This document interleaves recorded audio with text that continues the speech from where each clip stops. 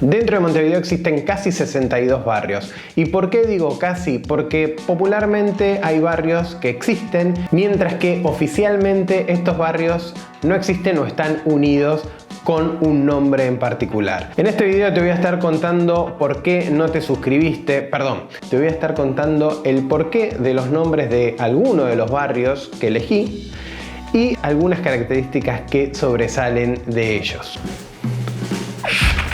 Toma su nombre de la ciudad italiana homónima. Uno de los primeros antecedentes del barrio data de 1865, que era un cartel en el que se dejaba ver la leyenda de almacén de comestibles de la nueva ciudad de Palermo, propiedad de una familia de inmigrantes sicilianos que tenían su negocio en la calle La Igualdad.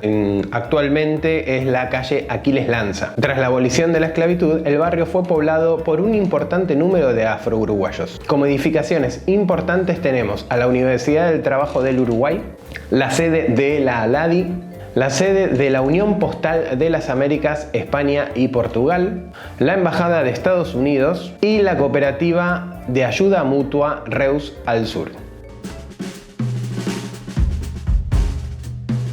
Los marineros comenzaron llamándola Punta Brava, porque la punta que se alarga debajo del agua ha sido responsable de varios naufragios. El nombre de Punta Carretas hace referencia a la forma de carreta que los marineros veían en las rocas del lugar, por lo que la nombraban como Punta de las Carretas. Por este motivo se construyó en 1876 el faro de Punta Carretas. A pesar de las cercanías con el centro de la ciudad, la zona se veía como marginal, a tal punto que en los primeros años del siglo XX se construyó una penitenciaría. Recién en los años 50, cuando la ciudad rodeó la cárcel, se dio nacimiento al barrio de Punta Carretas. Hoy en día es uno de los barrios más exclusivos de Montevideo y en vez de cárcel hay shopping y en vez de algunas casas hay hoteles. Dato interesante es que cuenta la historia que en el bar Tabaré, bar tradicional de la zona, Carlos Gardel frecuentaba este lugar antes de dar algún show.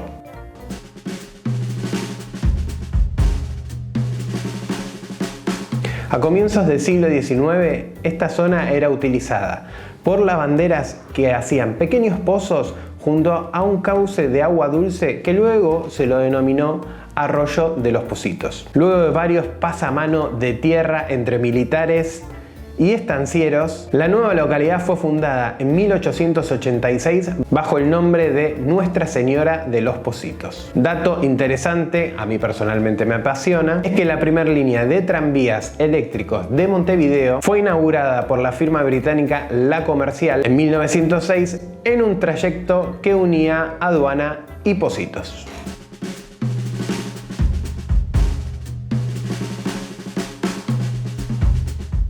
La zona se llamó Buceo de la Luz desde 1752 debido a los buceadores que participaron del rescate de la carga de un barco hundido. Sus playas tienen un sinfín de historias y una de las más importantes es el desembarco de los ingleses que sitiaron y tomaron Montevideo en las invasiones británicas de 1807.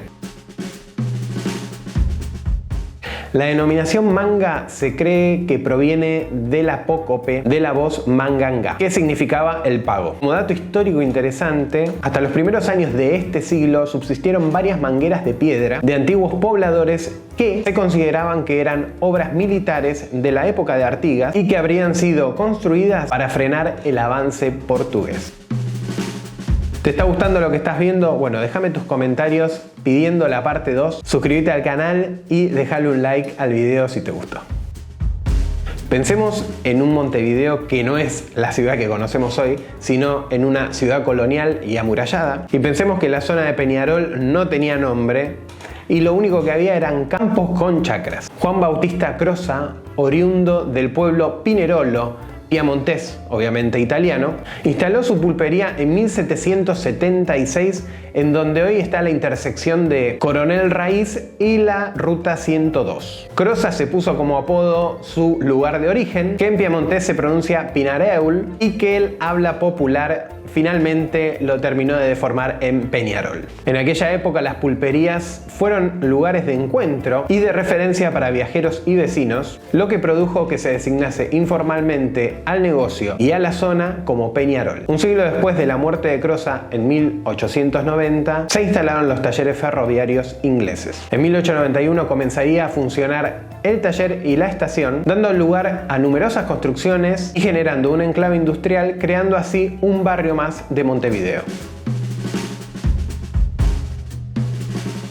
Fue fundada el 12 de septiembre de 1842. Eran 122 manzanas que pertenecían a Samuel Lafone, quien un año antes había establecido un saladero en la zona. Oficialmente el pueblo se llamó Pueblo Victoria, en honor a la reina Victoria I del Reino Unido, pero popularmente se lo conocía como el barrio La Teja. Los primeros habitantes de esta zona fueron inmigrantes españoles, italianos y franceses, que se trataba de obreros que trabajaban la piedra y trabajadores del saladero. La pregunta es ¿por qué popularmente se lo conocía como barrio La Teja? Y es que el pueblo era conocido así por las construcciones de las viviendas con techo a dos aguas. En 1869 llegó el primer tranvía de caballos al Paso Molino y al Cerro, lo que generó una revolución para estas zonas que estaban alejadas del centro de la ciudad. En 1914 todos los terrenos fueron adquiridos por el Estado uruguayo y se construyó la planta de refinación de petróleo de la estatal ANCAP. Fue el primer barrio en crearse fuera de las murallas de la antigua ciudadela de Montevideo. Esta zona era conocida como el Cardal, debido a que crecían muchos cardos en los campos dedicados al cultivo del maíz. Pensemos que toda esta zona debía permanecer vacía para lo que era la defensa de la ciudadela. Por eso era un enorme baldío que se extendía al otro lado de la muralla. El límite del área para la defensa es muy interesante cómo se establecía, ya que era mediante un tiro de bala de cañón. A principios del siglo XIX, los hermanos José y Luis Fernández erigieron un crucero con un Cristo llamado del Cardal o del Cordón. Dato interesante de este barrio es que donde actualmente se erige la Intendencia de Montevideo, desde 1892 hasta los años 50 del siglo pasado, estuvo el cementerio inglés. En esta zona, que se encontraba entre el arroyo de los Pocitos y el camino Larrañaga, no tenía nombre. Había casas desde material sólido hasta casas de construcción un poco más precarias, como de madera, con techo de chapa o de zinc, y también había una cantera de la que se extraía granito. Paralelamente comenzaron a abrir pequeños comercios y ramos generales. Uno de ellos exhibía en su frente piezas de fiambre bondiola, al que algunos vecinos llamaban mondiola, variación similar a la de decir albóndiga por albóndiga. Un detalle principal de este lugar es que era arbolado, entonces muchos trabajadores picapedreros de la cantera y otros trabajadores de la zona comenzaron a citarse en la mondiola hasta que el nombre tomó forma de topónimo. Con el paso de los años se fue extendiendo y se llegó a denominar a toda la zona de la cual hablábamos antes como la Mondiola.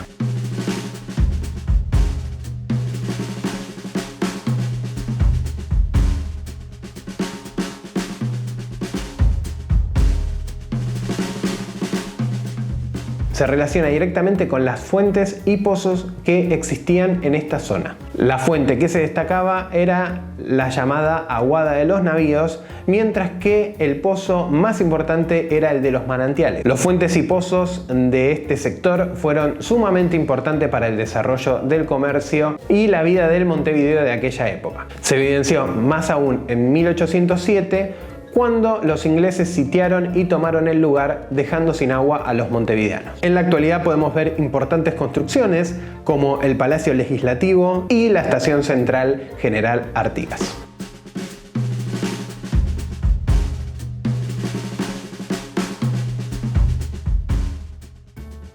Era 1910 y había una pelea a cuchillo entre un argentino y un uruguayo. Pero el uruguayo logró matarlo gracias a la fuerza de su brazo. Durante muchos años el lugar se llamó la esquina del brazo del Oriental y luego acabó dándole el nombre a todo el barrio que iban haciendo. Entre los lugares de interés más destacados se encuentran la casa de Luis Alberto Herrera, líder histórico del Partido Nacional, la Escuela Superior de Comercio Brazo Oriental de la UTU, la sede de Colón Fútbol Club y la sede de la Unión Nacional de Trabajadores Metalúrgicos y ramas afines.